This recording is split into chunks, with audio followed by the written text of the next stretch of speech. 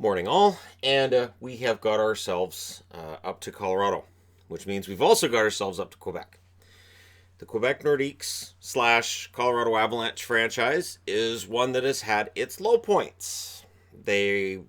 Whether they were in Quebec or in Denver, have had seasons where they've looked miserable and terrible.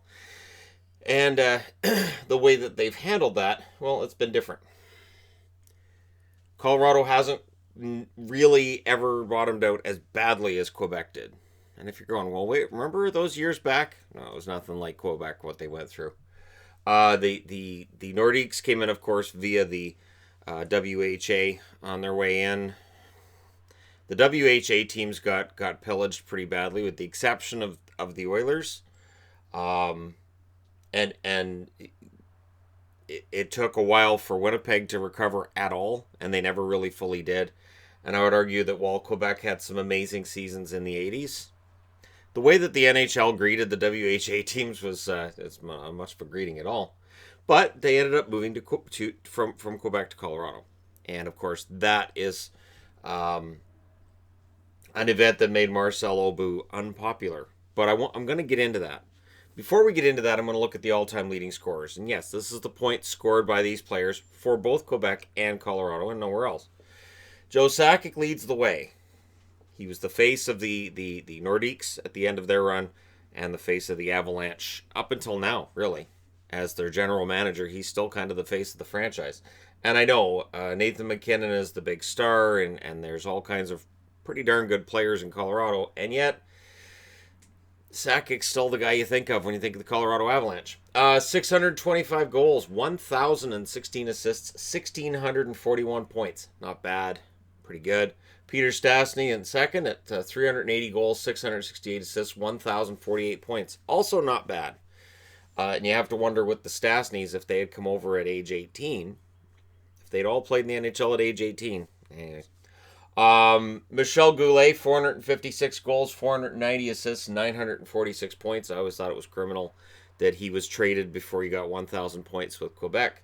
Milan Hajduk, so Avalanche, obviously. 375 goals, 430 assists, 805 points. Peter Forsberg, 217 goals, 538 assists, 755 points. Anton Stastny, 252 goals, 384 assists, 636 points. I would say he's the forgotten Stastny, but they also had older brother Marion who came in and wasn't bad, but older brother Marion didn't last as long. Alex Tanguay, 167 goals, 321 assists, 488 points. Dale Hunter, 142 goals, 322 assists, 464 points. Paul Stastny, so that's 3 out of 10 that are Stastnys on this board. Not bad. 160 goals, 298 assists, 458 points.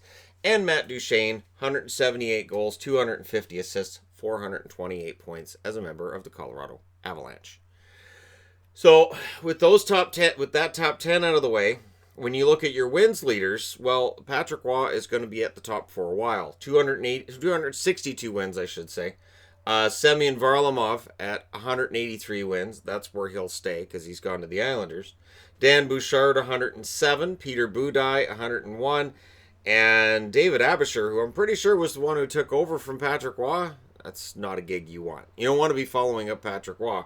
Ask Jocelyn Thibault in Montreal. 89 wins for Abbotsford. So he gets moved on from, but they tried, and they went through a number of starters, including a goalie of the future named Marc Denis, who went to Columbus, and he was okay, and then he was gone. So goalie of the future, that's your cue that it's probably not going to work. Coaching wins. Michel Bergeron, 265, and I mentioned in a video that one of the history videos, but I know everybody's watching. Just like everybody will watch this one. The Michel Bergeron was traded to the New York Rangers for a first-round draft pick. At a time when the Quebec Nordiques knew they were a bad team, and it was likely going to be bad for a while, and they needed to build up some prospects and draft picks. Didn't help them. Bob Hartley, 193. Mark Crawford, 165. Joel Quenneville, 131. Patrick Roy and Joe Sacco both have 130 wins, but none of them get close to Bergeron's 265. which is strange. But Bednar is going to be on this list next year. Not that I'm doing these videos every summer, but Bednar's on this list next year. Now, they were the Nordiques in the National Hockey League from 79 till 95. They were in the WHA before that. They were the Avalanche, of course, after that move, 95 until now. So they've been the Avalanche longer than they were the Nordiques in the National Hockey League. And 95, 70, so about 25. They're getting close to being an Avalanche team longer than they were the Nordiques, combining WHA and NHL. They had the Stanley Cup in 1996, right after the move, which was a real gut punch. And they had the Cup in 2001. So I was a huge fan of the Nordiques, so why my fandom didn't transfer to Colorado, I felt bad for the Nordiques fans in that they won the Stanley Cup their first year in Denver.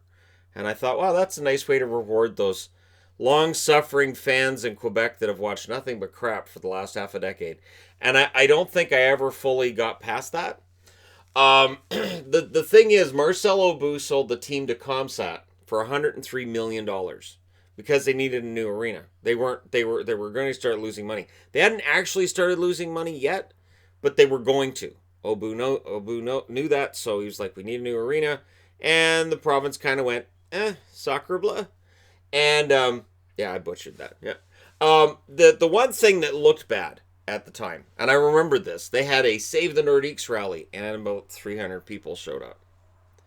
If you had in Arizona tomorrow a Save the Coyotes rally, and 300 people showed up, images from that rally would be all over the internet with people saying, see, they don't deserve their team, it's a good thing it's being moved.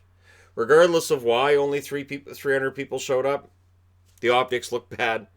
And I think that kind of made it easier for the NHL to make the move. There wasn't tremendous public pressure to keep the team in Quebec. There really wasn't. There seemed to be a feeling of kind of apathy. Kind of like, yeah, they're gone. An acceptance of there's nothing we can do to keep them. Oh, well, too bad, so sad.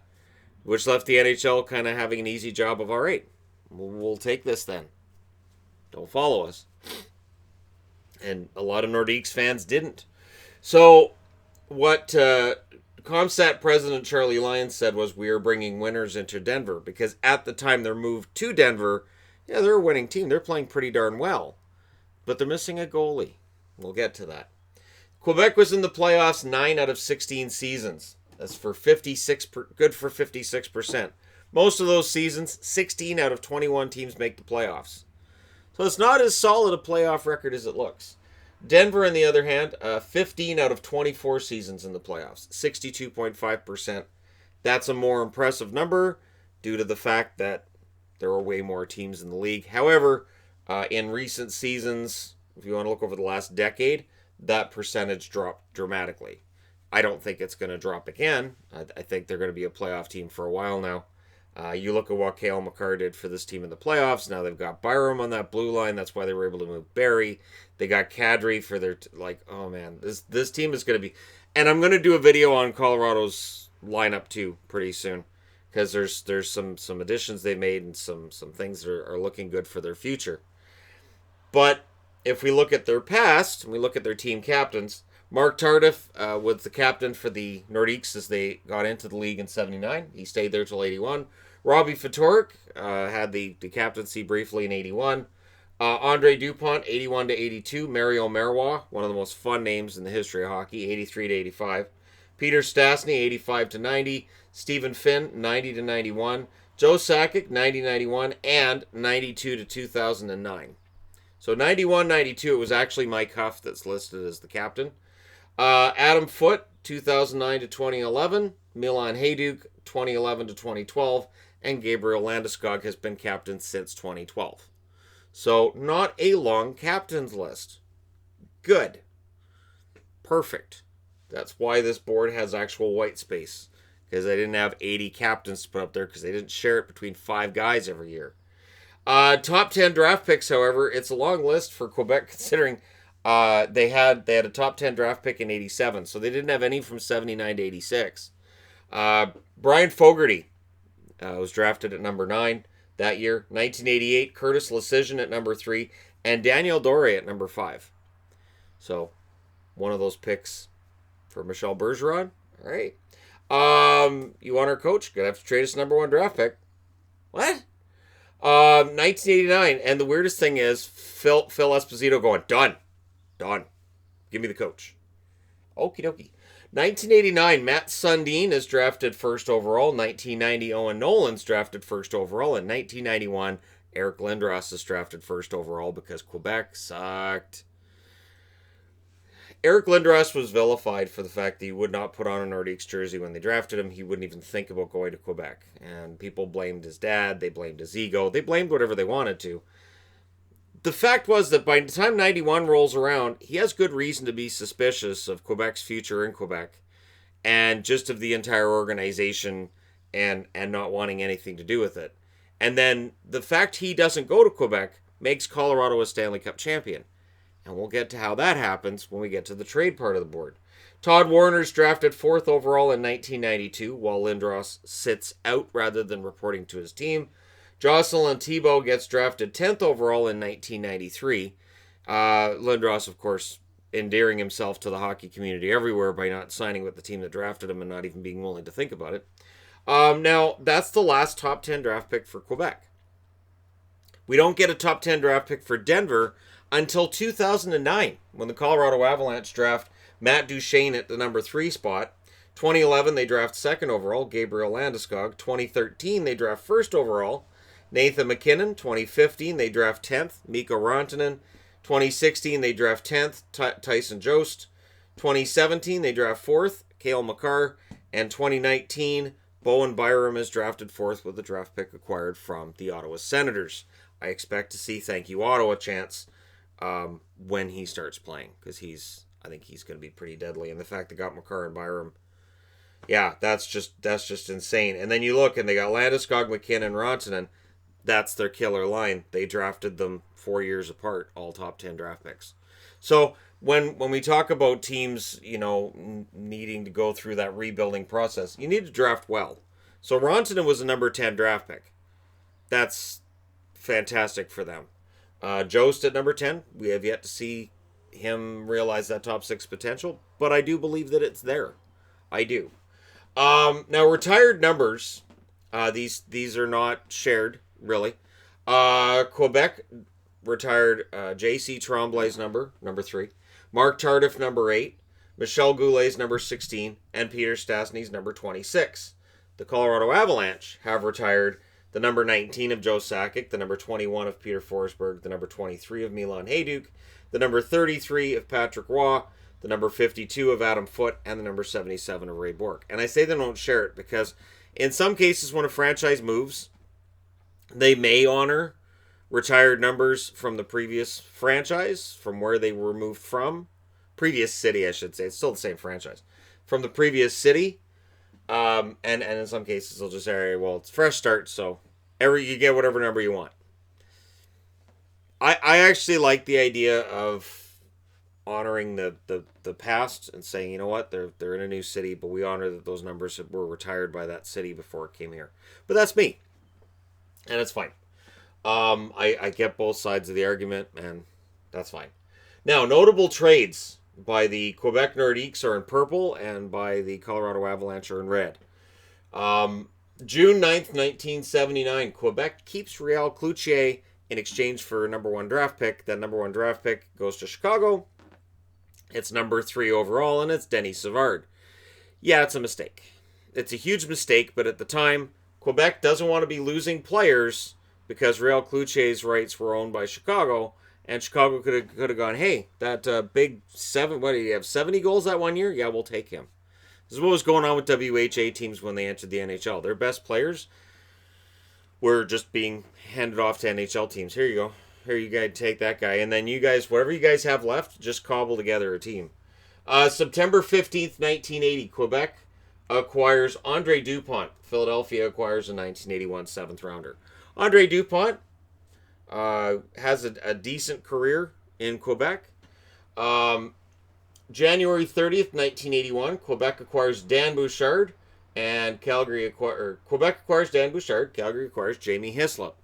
Bouchard was one of my favorite goaltenders when I was young, and Bouchard has a good run with Quebec. Goaltending was usually pretty strong for Quebec up until the horrible late 80s, early 90s days. And even then they had Ron Tugnut, who is not on the wins list because they didn't win games when he was there.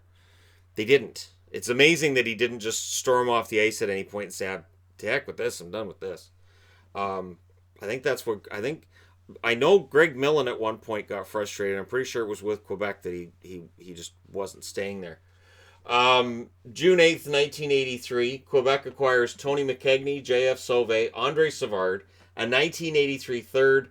Buffalo acquires Réal Cloutier in a 1983 first that becomes Creighton. Adam Creighton. It's a smart move by Quebec and not a great move for Buffalo. Quebec is pretty solid through the mid-80s. Tony McKegney, a pretty good player while he's there. June 13th, 1987, Quebec acquires Gaetan Duchene, who was one of my favorite players, because he worked really hard. He didn't get a lot of goals at a time when everybody did, but he worked really hard and he was really good defensively. Alan Hayworth and a 1987 first-round pick that becomes Joe Sakic. Going the other way, the Capitals acquired Dale Hunter and Clint Malarchuk, which helps the Caps tremendously. Dale Hunter, very successful in Washington. I know he's remembered for an incident or two while he was there, but in all honesty and all kidding aside, Hunter was a warrior for the Nordiques, and so when they traded him, that hurt their team. But getting back a draft pick that became Joe Sakic is pretty good. We just didn't know how good at the time. We knew Sakic was going to be a good player. We had no idea how good. 1990, March 5th, actually. Quebec acquires Mario Doyon, Everett Sanapas, and Dan Vincelette. Chicago gets Michel Goulet, Greg Mellon, and 1991 6th. Yeah, that was right around when Mellon was miserable. And just didn't want to be in Quebec. But I think that was common. I think he was just one of the guys who spoke up about it.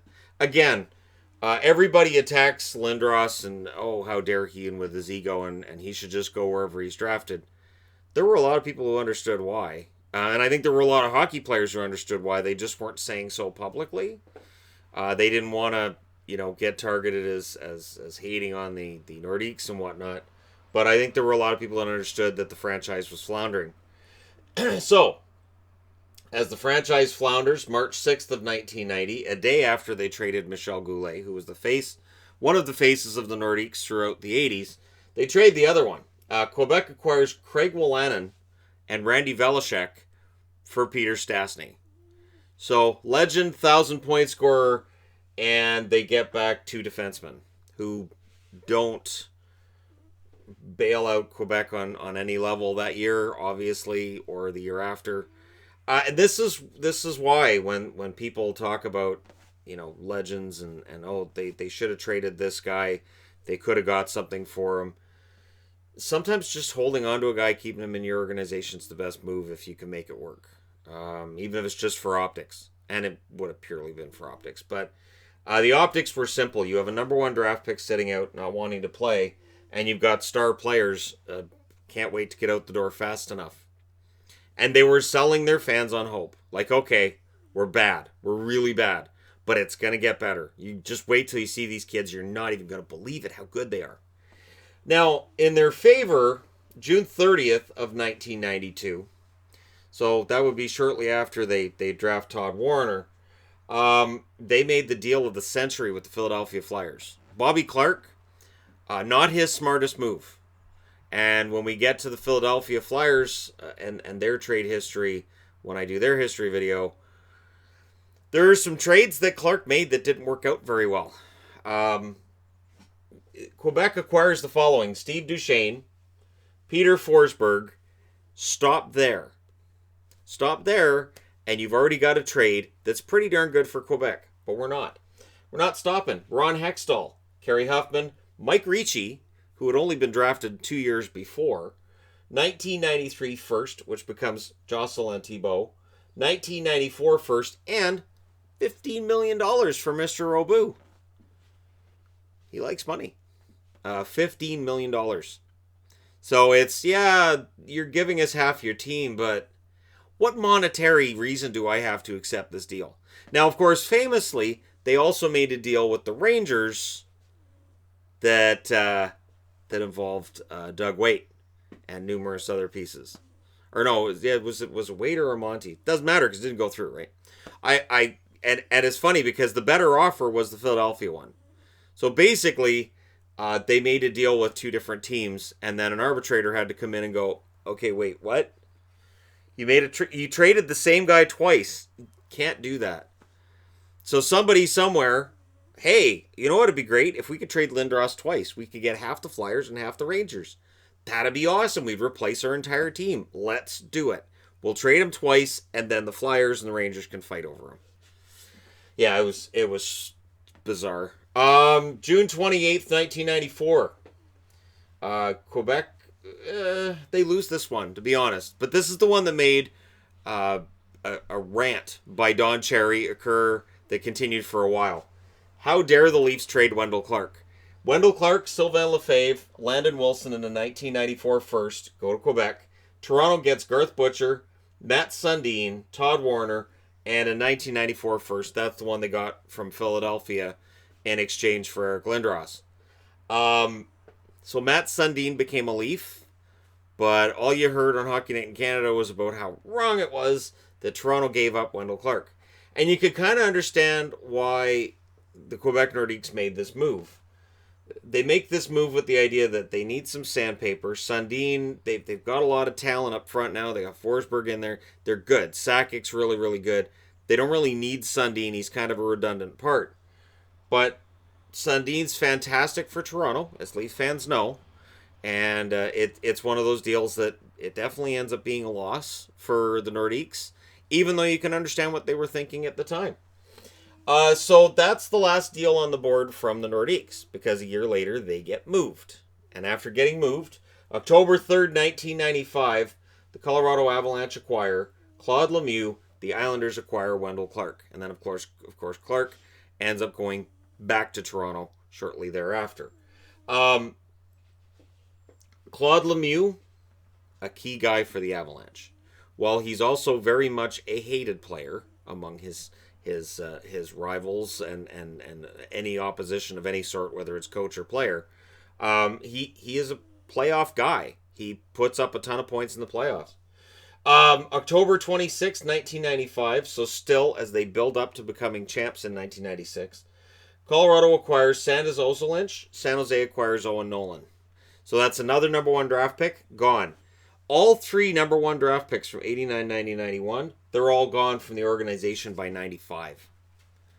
So, it's one of those things. You can stockpile these big, talented players, or you can move them for more assets later.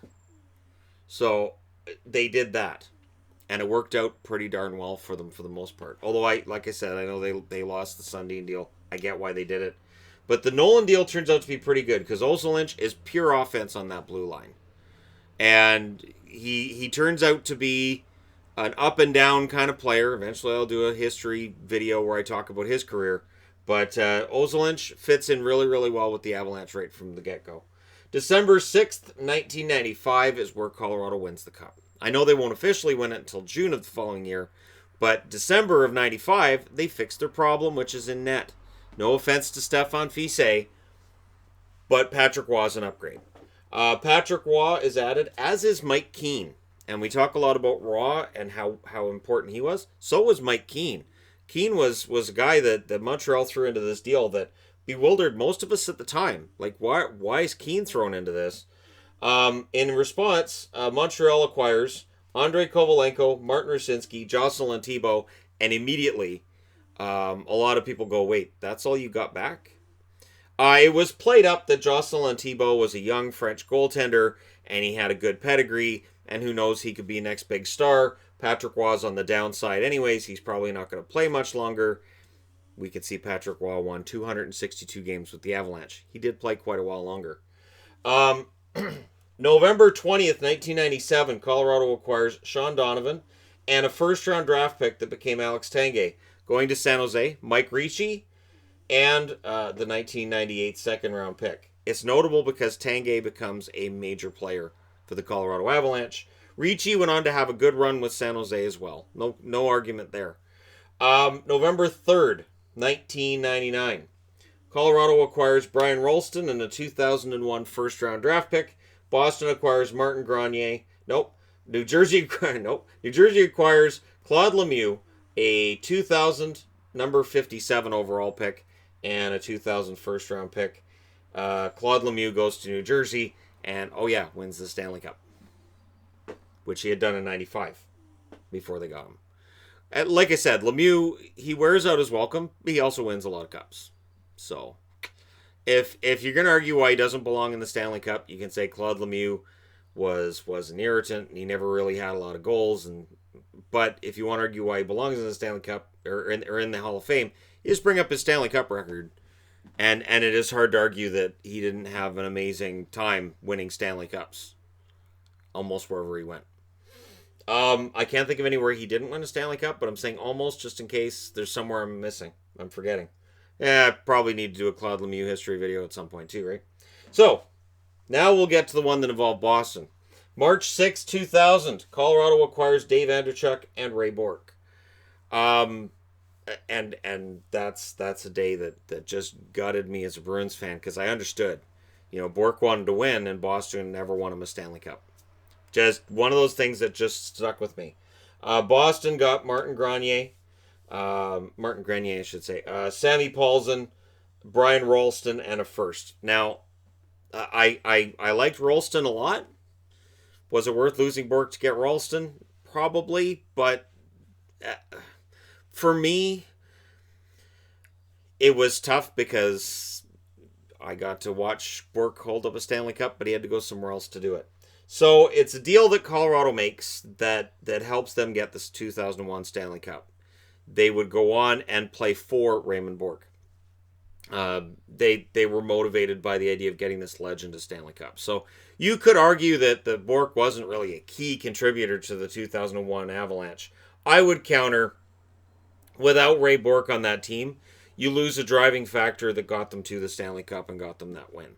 One of the things that they really wanted was for Ray Bourque to have a Stanley Cup win. Now we jump ahead. March 8th, 2006. Colorado acquires Jose Theodore from Montreal for David Abbotsford. So here we go again. Jose Theodore, who only a few years earlier had been a god in Montreal, gets moved out because, ADD. And David Abbotsford's brought in by Montreal. Abbotsford, not realizing his previous potential, I guess, or however you want to look at it, or he was overrated as a prospect, one or the other, or just some goalies don't adjust very well to the NHL. But it's a win for Colorado, and it's funny because we often look at Theodore as if he was just a flash in the pan. The reality is he had one really, really great season where he was the best goalie in the world, and he was never going to live up to his own hype after that. So Theodore was a good goaltender for Colorado, had a half-decent run. It didn't last very long. And then he had a half-decent run in Florida as well. But he's kind of remembered as that flash in the pan in Montreal. And it's noteworthy because here's Colorado. Once again, we need a goalie. We're going to go to Montreal and get him. Oh, and he's a French goalie too. That works. And this was a year after the rant against the Montreal Canadiens for drafting Carey Price by Pierre Maguire. They don't need him. They got Theodore, and they've got Garand, and there was others. He was so mad.